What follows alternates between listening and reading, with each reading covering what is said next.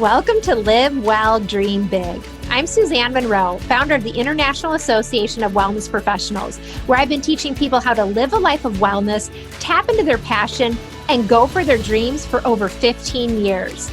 I believe living well and dreaming big starts with ourselves. This podcast will show you how to create a healthy, holistic life, empower your mindset, follow your dreams, and make a big impact. Let's dive in right now. Hi, everyone. Welcome back to Live Well, Dream Big. Thank you so much for joining me for another episode.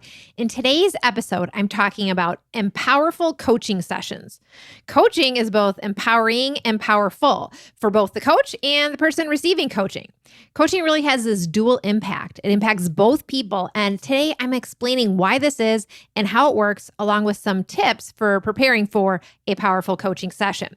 This episode is really perfect for you if you're a coach or if you're a podcast listener and you're considering becoming a coach and kind of wondering what it's all about and you want to start dipping your toe in the water.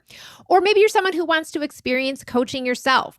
Or even if you're not in the coaching space whatsoever, but you want to learn some strategies for empowering those you're in connection with and conversation with every day. I think you're going to enjoy this episode. I'm joined by IAWP Master Holistic Wellness Coach Laura Albers, and together we're going to walk you through some of our favorite coaching strategies. So if you enjoy this episode, you want to hear more, be sure to subscribe so you don't miss an episode and share the show with a friend. All right, thanks for tuning in. Let's get started. Hi, everyone. I'm glad we're here today in conversation, connecting about what I call Empowerful coaching sessions. Empowerful because they're both powerful and empowering for both the coach and the person receiving coaching. So whether you're a coach or someone who is on the journey to becoming a coach or someone who is actually being coached, coaching has a dual effect. It really impacts both the coach and the coachee. Coaching sessions can empower a person to change their life and actually finally take action towards something that they really want, maybe something they've wanted for years, or to really get unstuck about something that has troubled them for years. So I've really seen how people have moved from being stuck really in old patterns and habits and have finally shifted through the power of core coaching, which you're going to hear a little bit about today as well. It's the proprietary coaching method we teach here at the IAWP. But simultaneously, coaching sessions are powerful for the coach who gets to guide people through and to transformation. And really watch themselves transform in the process, which is what's so interesting about it, because coaching is impacting both people. There's sort of this dual effect. And that is the power of coaching. We're going to talk about it today. And we're also going to talk about really how to conduct powerful coaching sessions.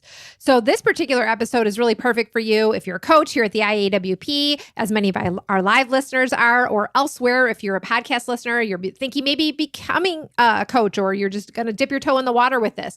Or maybe you're somebody who wants to be coached, or even if you're not in the coaching space at all and you're listening in, you might want to just learn some strategies to help you in empowering those that you're in connection with. So I'm joined today by IAWP Certified Master Holistic Wellness Coach. That's a mouthful, Laura Albers. Hey, Laura. Hello. So great to be back here with you. Your title just keeps getting longer and longer. That's not even everything that's you're all about, but that's the one we have time to fit in. I love it. Well, I'm excited you're here, and we're going to walk you guys through some steps and ideas to really help you to make your coaching sessions more powerful. And the truth is, even if you haven't started coaching yet, you can start using these tips to help people in your own life, really starting with yourself. So the first thing I really want to touch on to help you to prepare for powerful coaching sessions is to purposefully prepare. And you know how I love to start out with definitions. So I'm going to do that for this one, because a quick search on dictionary.com shows you that the word preparation is defined as the action or process of making ready or being made ready for use. I love that. Making ready or being made ready, right? Because sometimes we think we need to be fully prepared, like perfectly prepared and ready to do something, which really never happens, which can leave us never moving forward. But making ready, I think, has kind of a nice feel to it, right? This is really important when we talk about coaching specifically, because we have all the blueprints, the scripts, the practices, the way to do it. But the beauty of coaching is the process itself can really open a client up. You have this roadmap. Yeah, you can veer off it and go on different courses, but something amazing is also discovered, I think, along the way. And you really cannot prepare for that. Laura, what are your thoughts on this? Yeah, Suzanne, it's such an interesting question, I think, because we hear this come up a lot. It's like, how much do you prepare for something and can you over prepare? And I tend to fall more into the over prepare camp, meaning I like to have all my workshop slides or my handouts, my notes, whatever I'm needing for whatever it is that I'm doing, all prepared in advance. Or for, let's say, coaching labs or sessions that I might have with clients, I like to have all my papers, my notes, my scripts, any forms I might need, and I like to review them prior. So I go into that preparation mode. But over the years, as I've gained more practice and more experience and more confidence, I've really learned to get more comfortable just kind of speaking off the cuff, or just seeing sort of what comes up more naturally in my coaching sessions, things like that. And it's interesting because what I've found is that I tend to do a much better job and I'm just more present when it's more conversational in nature and it's more natural rather than having everything, totally scripted out and me focusing more on what I'm going to say and then what I'm going to ask or what I'm going to say next. So for me, it's really all about your client or your audience and what is it that they need? What is it that they want? How can I provide value? And I think for all of us, we kind of have to decide like our own comfort level and needs with how much we prepare, which likely is going to change over time the more we practice or the more we're in those kinds of situations. And it helps to just kind of build our confidence. So I'm just kind of curious, like Suzanne, if you have any additional thoughts or comments that you wanted to add on that. Well, just kind of hearing your thoughts on that and your story on that, it's kind of like, it sounds similar to my journey as well. It's like you first get started out and you're like, okay, I want to have my scripts. I want to have my blueprints. I want to kind of have everything laid out. And you go that route and it does serve you in some way because it does kind of help to prepare you and to have that confidence going in.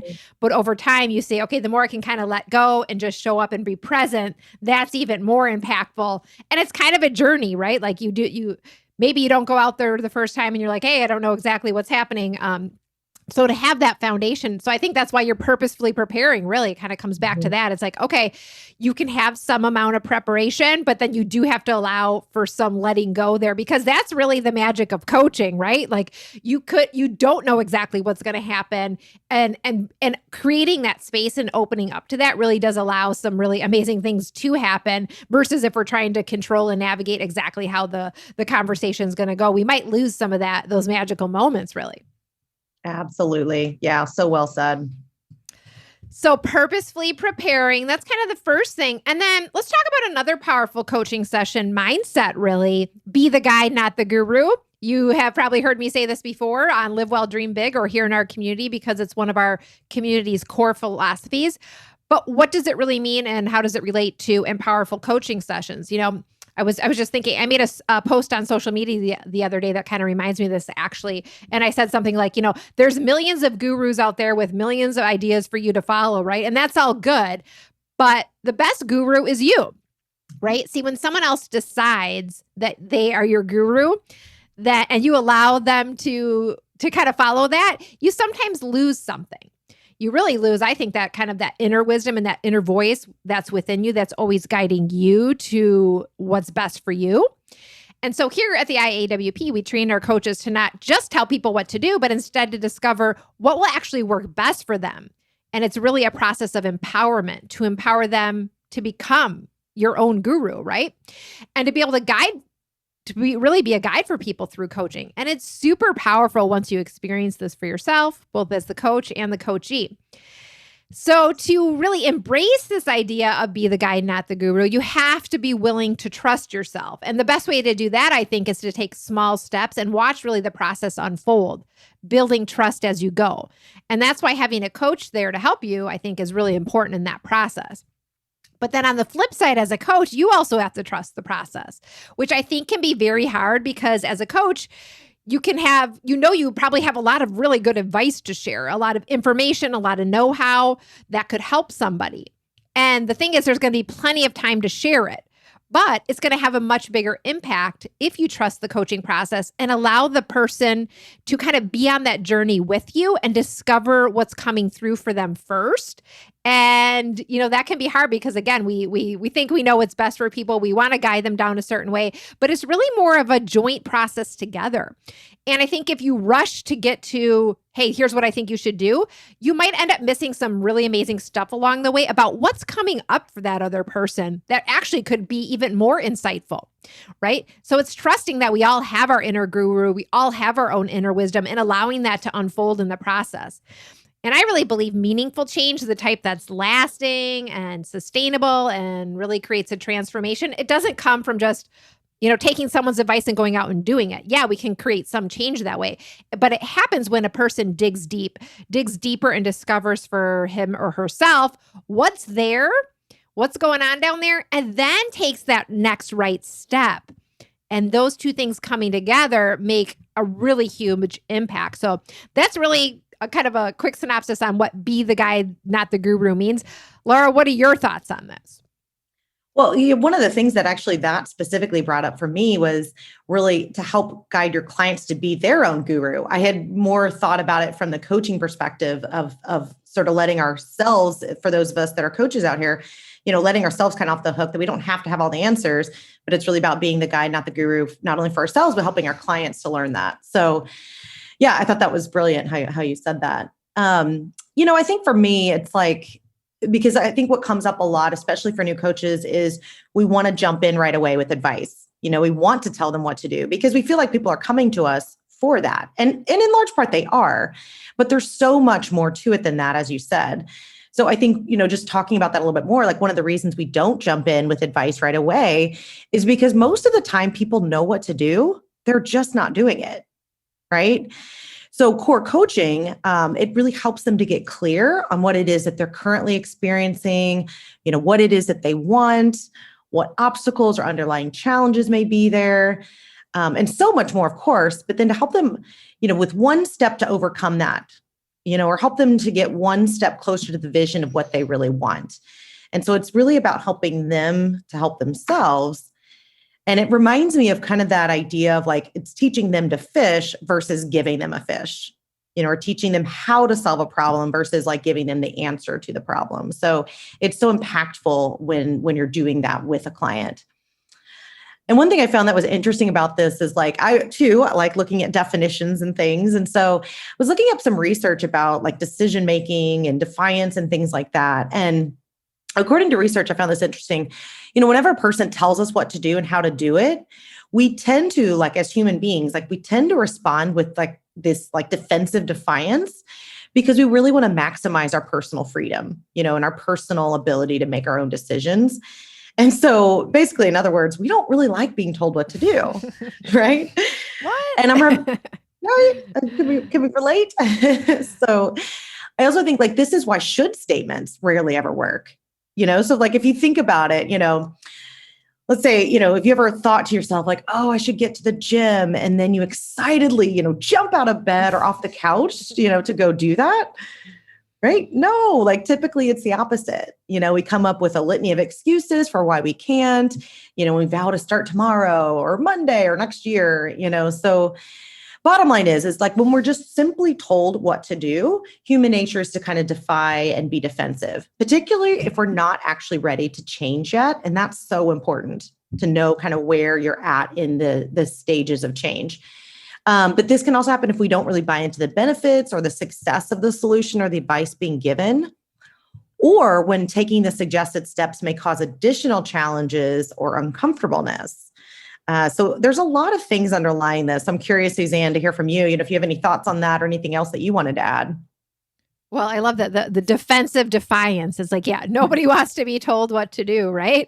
And on some level, sometimes I'll hear from coaches where whether it's the coach or the coachee, it's like, no, it is kind of like, tell me what to do. That's kind of another version of it as well, right? So there's a one version of like, hey, I don't want to be told necessarily what to do, but I think I want to be told what to do, but we don't realize it's not going to be as empowering. So it's kind of understanding that even if someone feels like they want to be totally told what to do, kind of on a subconscious level, is not going to sink in the same way if they come up kind of with some empowered next steps. Again, I want to make clear here that there's tons of times for guiding people and giving them advice and sharing with them all the knowledge that you have. But again, it's kind of this co-creative process too, where we kind of see what's there and what might be coming up for the person, because it really helps. And I'll share that when I first got started as a coach, wow, I didn't do this at all. So I can tell you what the impact of not doing it is. I was not a guide at all. I was trying to be the guru. And I think that can be very common for new coaches because you're coming from a place of wanting to feel like you have confidence. You're coming from a place of almost trying to prove yourself in a way, right? Because you're like, hey, I want to make sure I'm getting out there. I'm doing this right. But you know what? Ultimately, it didn't really work. Even though I had tons of great advice to help people, what I found was most people just didn't do it. Right? They said, oh yeah, I want all that advice, but they'd come back for their next session and they really didn't implement anything. Now, sure, there were some people who would A students follow exactly what I said, write it all down and go out and do it, right? That was me. So there'd be people like that. But there was a group of people who didn't, even though maybe they had the same advice for similar problems. And over time, it was starting to get frustrating for me as a coach because I just didn't know how to help them. I didn't know what to do. They'd keep coming back and they haven't taken the steps and they're thinking, I know I should, right? But they didn't. So ultimately, I just kept wondering, okay, at first I was like, well, what am I doing wrong? But then I was like, I've got to figure this out. And I went out and I really studied how the brain works and how the mind works to really make decisions, and our programming and our subconscious and conscious minds and how those all work together. And it's really how I ended up developing what today is the core coaching method that, really is tied into all of this and allows people to be the guide, not the guru, through coaching. So if you're sitting here as a coach or someone who's considering becoming a coach and you're kind of on this journey and you're thinking, oh, okay, I'm not sure I totally get this. I just want to share with you my own personal experience there, because even if you think, hey, I'm going to take in all the knowledge in the world, I'm going to go to all the best training schools, I'm just going to keep adding to my credentials. Like in the end, you have to know how to work with people to make these lasting changes. All the information in the world isn't going to create that change for someone. It's really about how to empower them from within to be on that journey with you. So that's why these things work so well together. You've got to have the wellness system that you want to share with people and all the information that you're passionate about helping them with, but you've got to pair it with that coaching method so that they kind of come together. And there's a balance between those two things. So I wanted to share that. Let's talk a little bit too about another thing to help you create Empowerful coaching sessions, which is sort of another philosophy we have here at the IAWP and in our community: transformation, not information. And so what does this mean? Okay. Well, it goes along with be the guide, not the guru, because when you want to help someone, and as we've been talking about, change happens not with just information alone, but having that inner wisdom as well as the support and guidance on the journey, right? There's many things kind of at play at once. And it really speaks to the fact that, yes, we have all the information available to us today, right?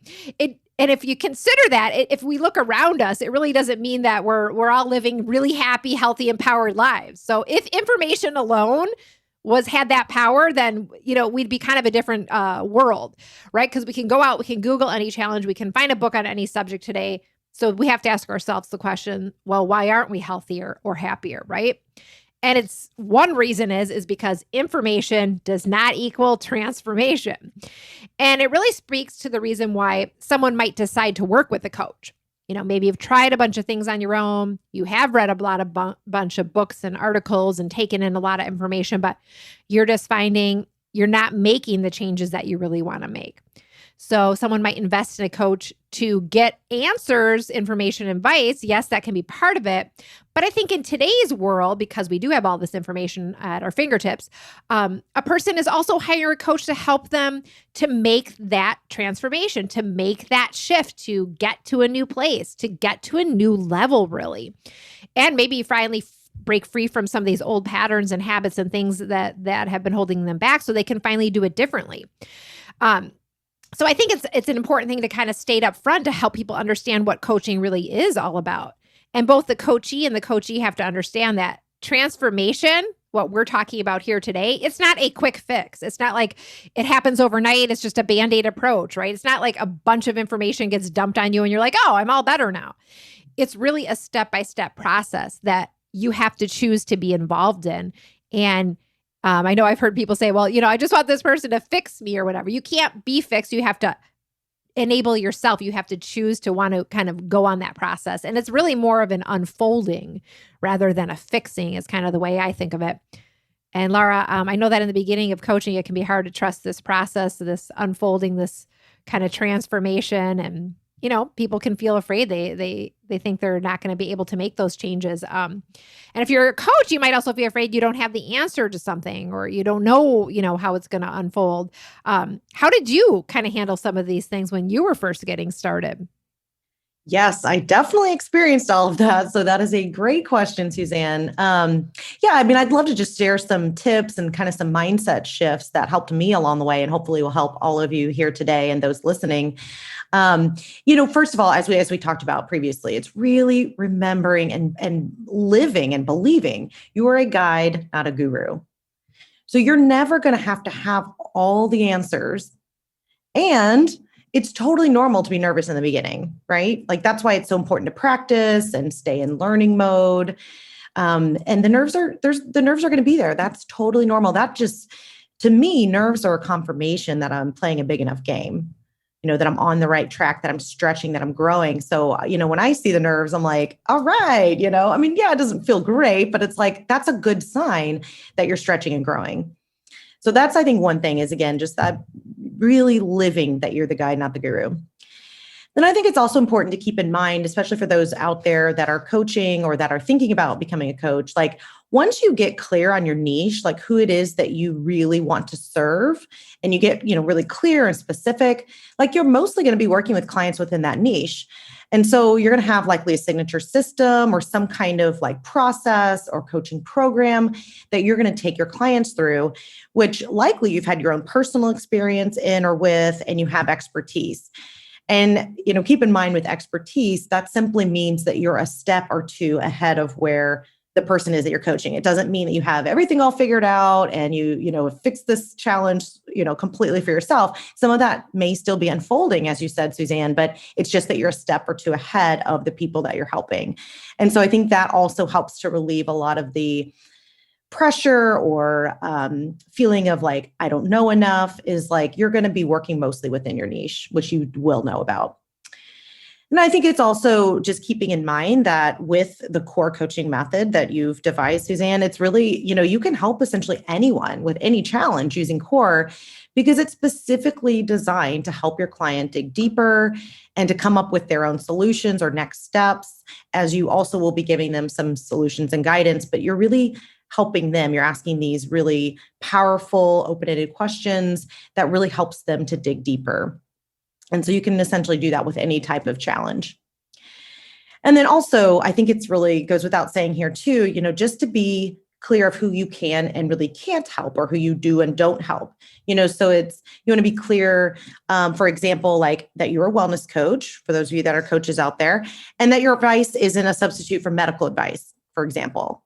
Or that you're a wellness coach and you're there to support them, but that you're also not a trained mental health therapist, unless that is your background. So it's also important to be really clear about what you do sort of specialize in, or what your role truly is.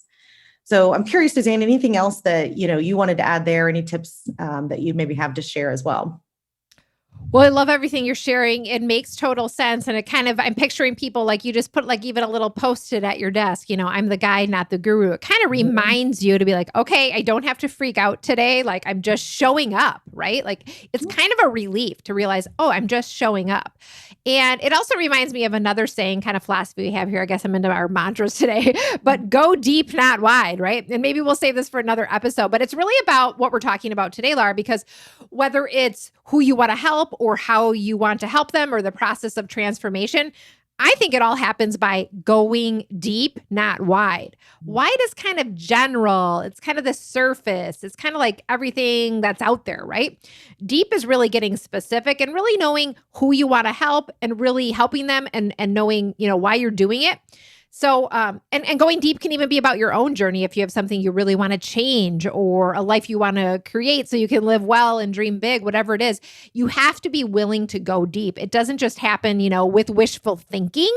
So I think this kind of ties in a little bit to what we're talking about here as well. And just to keep that in mind, that's really coaching kind of allows us to go to that next step deeper with people and also for ourselves if we're being coached or as we're considering, what it is we want next out of life. So I just wanted to share that as well. Mm-hmm.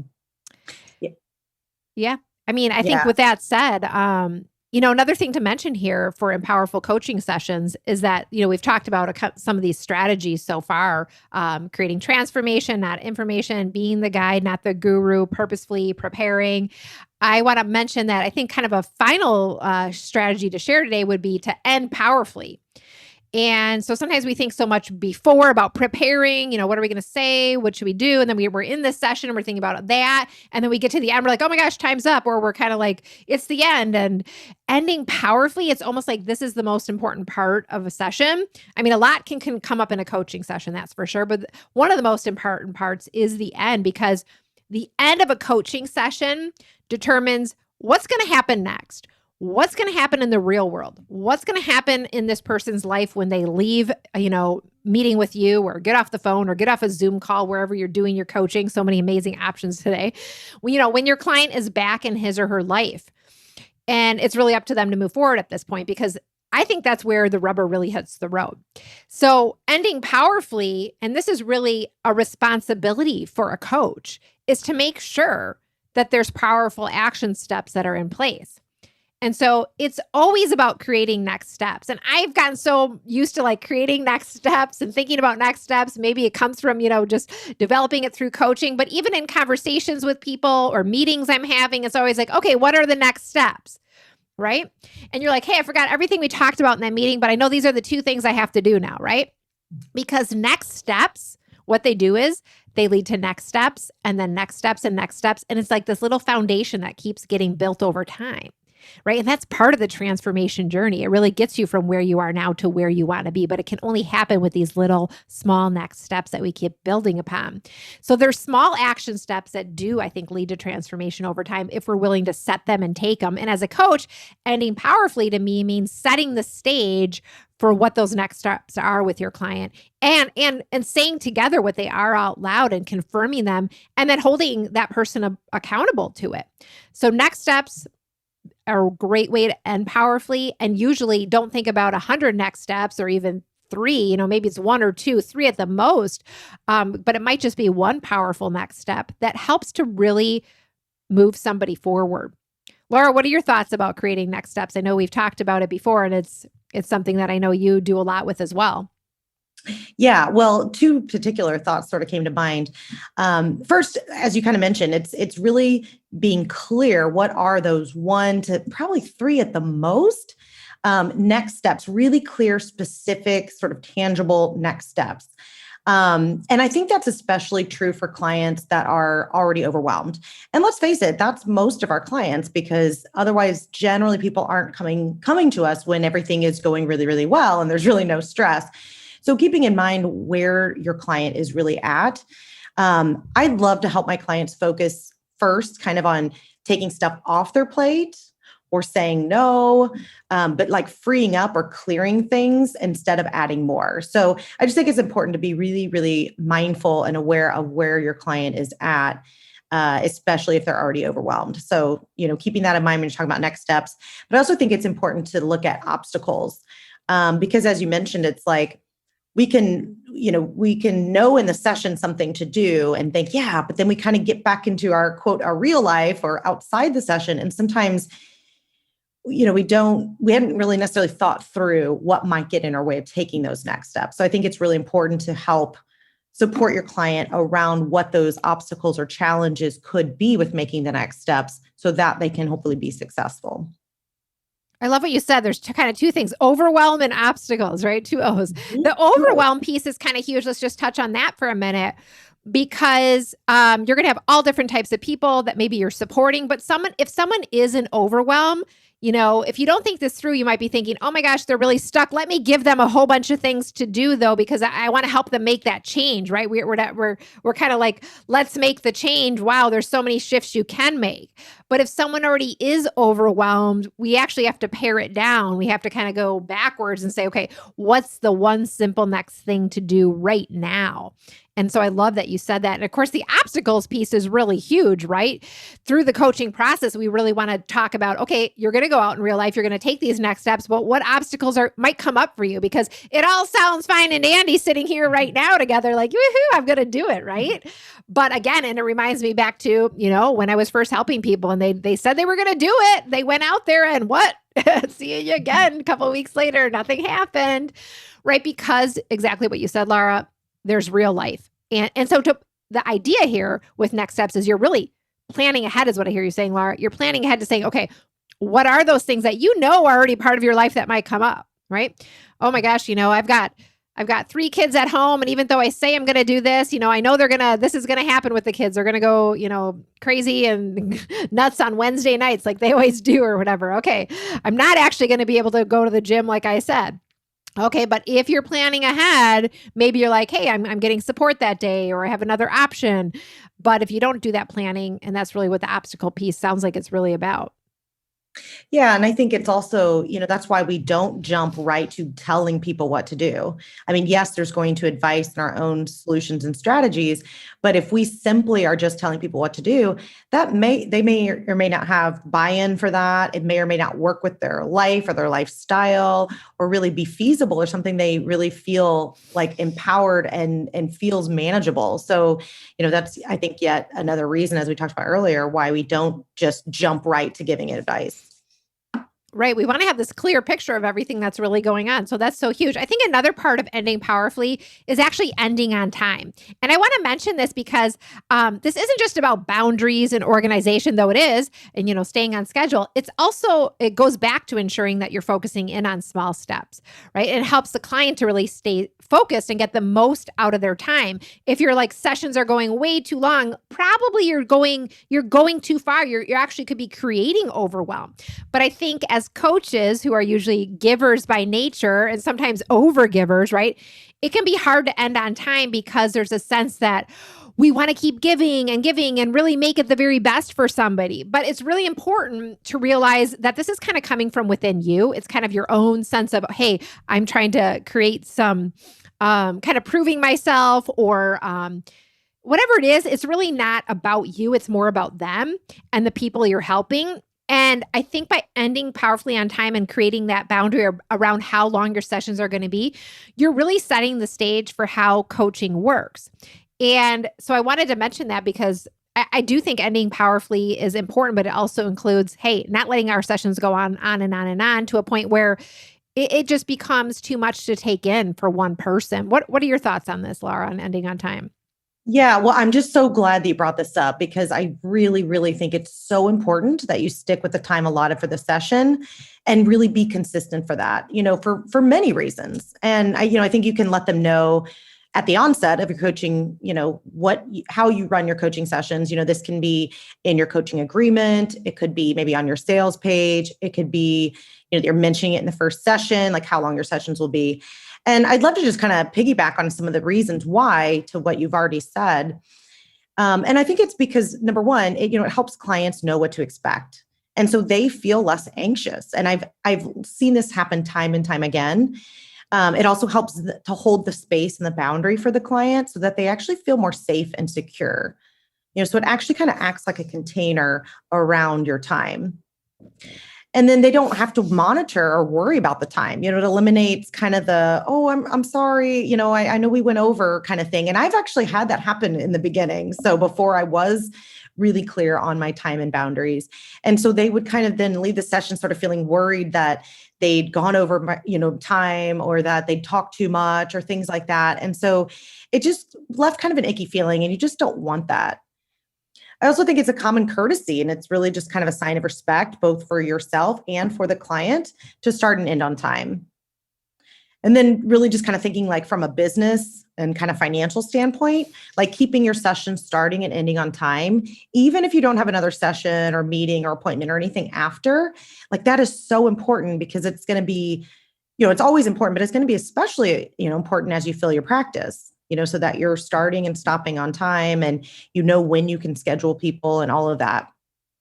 And also, I think from a self-care perspective, ending on time also allows you a few moments, between sessions to kind of decompress, maybe take a few deep breaths, maybe run to the restroom, and just kind of prep for that next session ahead, which again, since our time together today is really focused on preparation, I think that's really important to keep that in mind. So a lot of different reasons. Hopefully it's really clear, sort of why it's important to end on time. Any additional thoughts you have on that, Suzanne?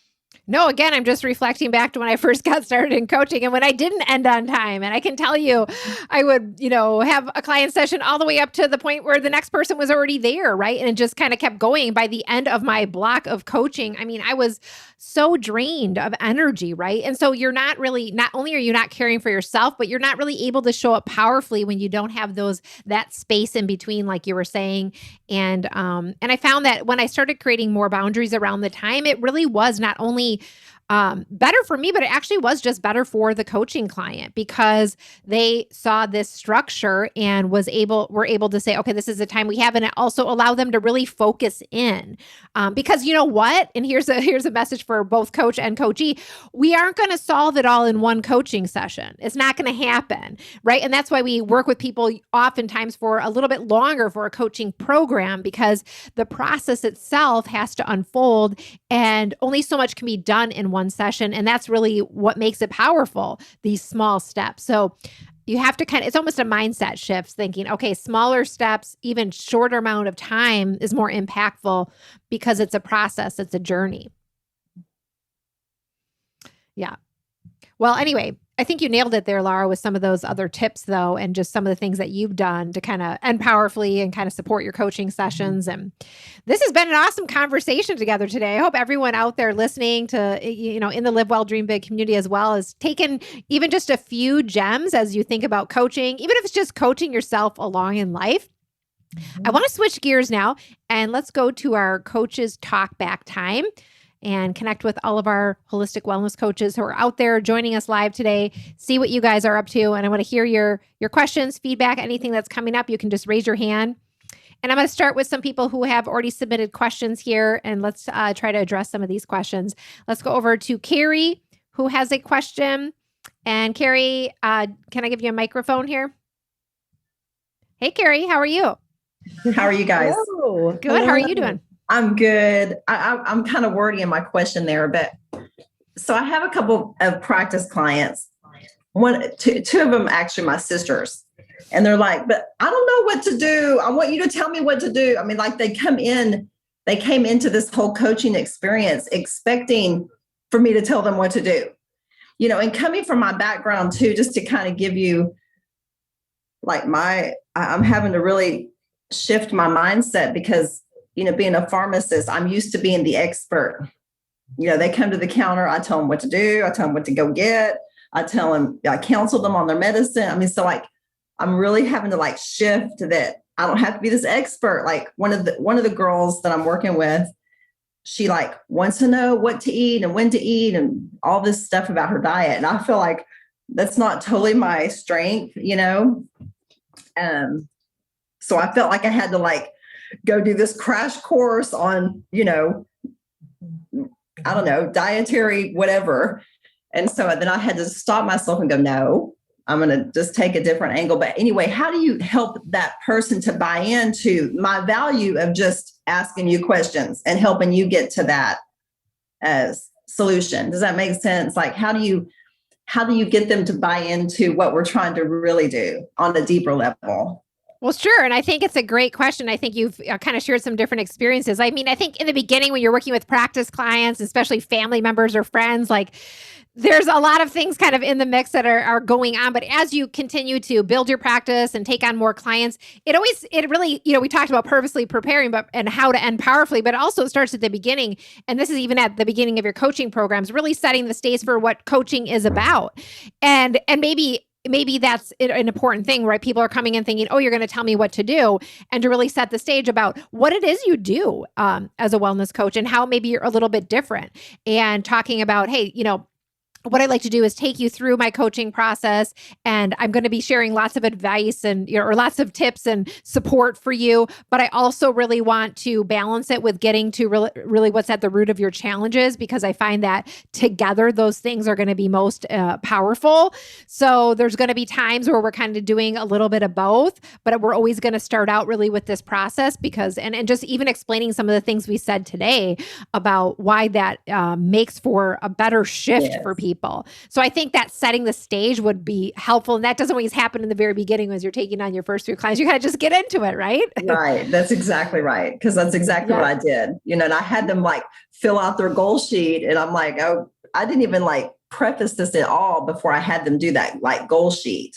And now I'm understanding more we go through the discovery session before we have them fill out that goal sheet. I'm seeing how you're right. I just kind of jumped in and just wanted to get going, Well, and that's great. That's a great way to get started and get that practice going, and then start having these experiences versus, oh, okay, I do it the other way. I wait till I have all the knowledge and experience, and now I'm going to do it perfectly. So I love that you've just gotten started, because now you're seeing these things come up, and it's very cool, because you'd be like, oh, okay, here's what I'm doing now. Here's how it's actually having a result. And maybe next client, I'm going to do it a little bit differently, right? So you're in the game. That's really important. And I think, to speak to the other person, the other client that you mentioned, who was like, hey, I want, these meal plans or this exact thing or whatever.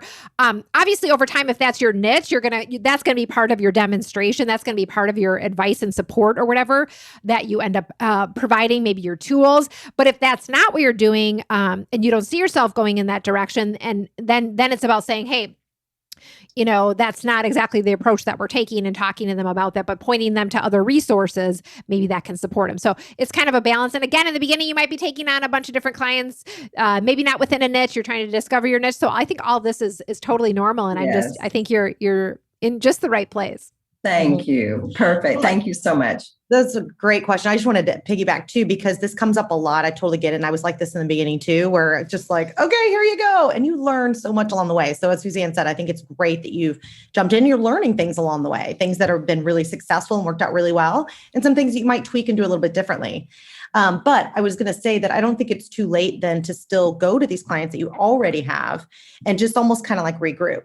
And just kind of say, hey, I want to kind of revisit some of the goals. We've had maybe, 3 sessions now, or you've had 6 sessions, however many sessions you've had. And I'd like to kind of revisit what we kind of talked about in the beginning, or what you stated on your goal sheet that you really like to work on or work with, and just kind of revisit that and kind of just almost regroup, here's how we're going to be working kind of from here on, sort of thing. So I don't think it's too late, even if you didn't do that from the beginning, to still kind of set that framework a bit more. Does that make sense? Or yes. Yes. Thank you. Right. Awesome. Thank you so much, guys.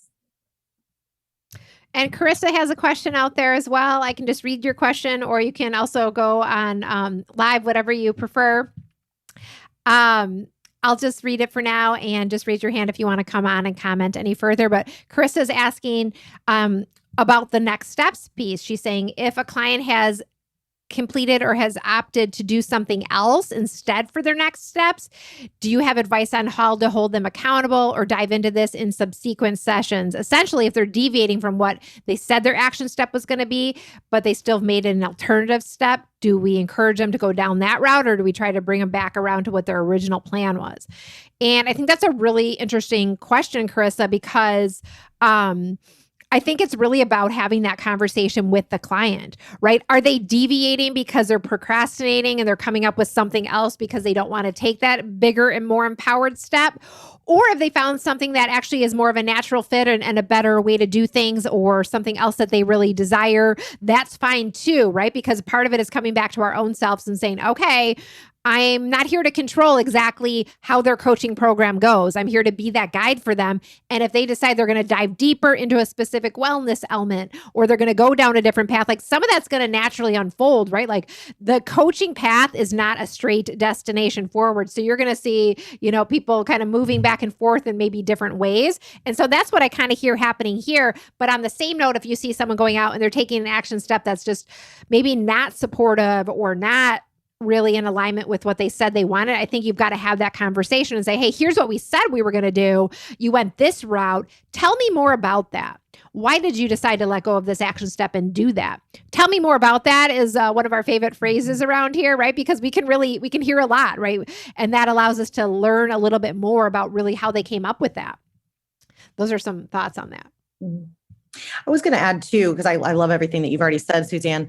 I think too, when, often from the outset too, I've kind of said to clients, okay, so if we find that, some of the tips or strategies that we're talking about that you've come up with or that I've come up with, it doesn't happen or something gets in your way, we're going to be talking about those obstacles. We're going to be talking about what might be underneath that, because sometimes there's stuff underneath that actually prevents us that we're not even really aware of. So sometimes it's a little bit about just kind of educating them about that and the process.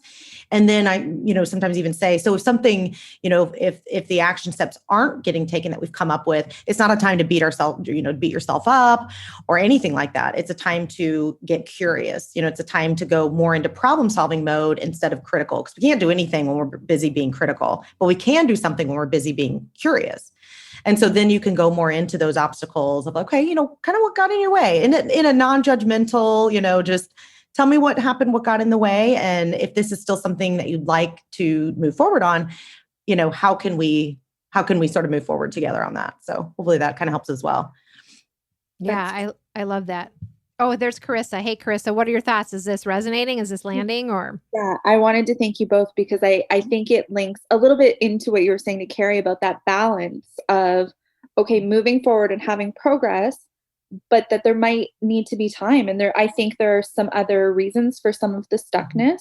And I was just kind of doing this internal gut check of going, okay, she didn't act in the way she said she was going to, but I think what she's done is still it fits the challenge she identified. And it's still what she has envisioned is something she wants to feel. And I think that this is still feeding into how she wants to feel. So I was like, well, it's still a fit. I think it was sort of that coaching imposter syndrome, maybe, of being like, oh God, I'm not keeping her on track or something. So I think it was more my issue even than her actual process. So thank you for the insight and the additional questions of the being curious, Laura, and asking the tell me more when this comes up. And it might just be that action step is actually a subsequent action. It will happen, but later on. Mm-hmm. Yeah, that's awesome. Oh, good. I'm glad that's supportive. Thanks for sharing. Anybody else out there? Questions, feedback, thoughts, ideas coming up around Empowerful coaching sessions? Now is the time. Let's go over to Carolyn. Hi. Hey, how are you? Hello. How are you doing? Good. I just want to say thank you very much. As has been the case with a number of these sessions, this was perfect timing. I just did a practice session yesterday and I passed the core 9. And I went into my practice session yesterday with a little too much of the let go aspect of it. I was feeling very sort of confident with core and what have you. So I practiced going in a little more relaxed. And what ended up happening was we ran over time and all of these things that you have spoken about today. So I think my biggest takeaway from today is just have that grid in front of me as just a reminder to stick with core while letting go at the same time. And then having that respect around time management and all of those things. So it was a really good lesson for me yesterday, and I was sort of churning it over. And now you've answered basically all of my questions. So thank you very much. I'll be working on letting go while still having core sort of in front of my eyes. Thank you for sharing. I love that, right? Because some of the tips we talked about today are like, okay, let's have this structure. Let's purposely prepare. Let's end powerfully. And then part of the tips were about, okay, let's step back. We don't want to overly control. We want to, let go a little bit. And you're right. It's kind of a balance between these two. And that's why the method is there for you to kind of be this container to hold you as a coach. So you still have that system, you have that method, you have maybe your quadrant, whatever you're using your tools to support you. It's still there. We don't completely let go of it all, but that's why it comes with confidence and experience over time. Because if we started out that way, we probably wouldn't really be able to effectively utilize the method and what we want to do. So we have to have a little bit more of that other energy maybe in the beginning, and then we kind of push to the other side because we've learned it. We know it now, and so we can rest in the coaching method itself. So it's kind of interesting, and I'm glad you shared that because it's sort of a process too for the coach who's like, okay, how far one way or the other am I going to go? And it sounds like you're finding that balance is a delicate balance. Yeah. And just even if there's sort of a temptation to veer away from core, at least for me, it was just that perfect reminder of this works so well. It's a really solid system. Stay with it. I love that. I love that. Thank you. Thanks for sharing. Mm-hmm. And I was going to add too, like Caroline, it sounds like you're really clear on one next step that you're going to be working on, which is awesome. So I'd encourage, the rest of you guys, if you haven't thought of one sort of next step or takeaway or something from today, to kind of think about what that might be for you and those listening as well. We just can't help ourselves. We got to get you ready for your next step. I love it. And maybe that's just a perfect place to end for today. As you've taken in all this information today, you've heard some of our live questions, really what's coming through for you. As Laura said, what is your next step? Maybe it's something as simple as deciding if you want to experience coaching, or what's really next for you as you think about the next season that's coming up ahead, or what do you want to do in the next 30 days? Where do you need support right now? What's really one little action step you can take to start making that transformation, start making those shifts, and share it out there in our community. We're always here to support you. And thanks to everybody who's been listening and joining us today. Thanks, Laura, for joining me. Thank you for having me. This Always has been wonderful. It's been wonderful. It's been fun. And I look forward to our next conversation very soon. Take care, everybody. Bye, everyone. Thank you for joining me for today's episode of Live Well, Dream Big. I hope you enjoyed today's conversation. And I want to invite you to take your next step toward living well and dreaming big by downloading the Live Well, Dream Big lifestyle book. It's the ultimate guide to becoming your best self and living life on your own terms. You can grab your complimentary copy by going to the link in the show notes or heading directly to IAWPwellnesscoach.com/guide. That's IAWPwellnesscoach.com/guide.